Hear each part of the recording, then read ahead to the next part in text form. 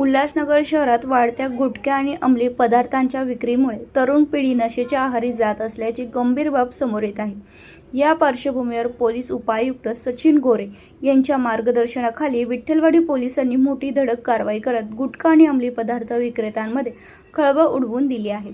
विठ्ठलवाडी पोलिसांनी विनस चौक परिसरातील विविध पान टपऱ्यांवर अचानक छापेमारी केली।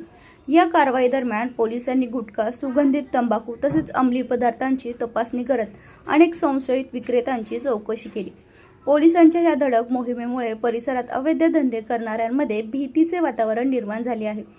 या कारवाईत वरिष्ठ पोलीस निरीक्षक अशोक कोळी, PSI व्यंकटस्वामी दराडे, सहाय्यक पोलीस उपनिरीक्षक रामदास मिसाळ, पोलीस हवालदार दिलीप चव्हाण, पोलीस हवालदार संतोष सांगली, पोलीस नाईक भागवत दहिफळे, पोलीस शिपाई गणेश राठोड, चंद्रकांत गायकवाड आणि सौरव ठाकूर यांनी सक्रिय सहभाग घेत कारवाई यशस्वीरित्या पार पडली।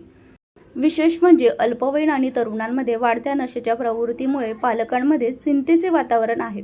अनेक सामाजिक संघटनांकडून पोलिसांच्या या कारवाईचे स्वागत करण्यात येत असून अशाच प्रकारच्या सातत्यपूर्ण मोहिमा राबवण्याची मागणी करण्यात येत आहे।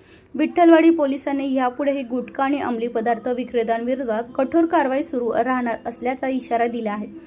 शहरातील अवैध नशांच्या कारोबारावर आळा घालण्यासाठी पोलीस प्रशासन अधिक सतर्क झाल्याचे या कारवाईत स्पष्ट झाले आहे।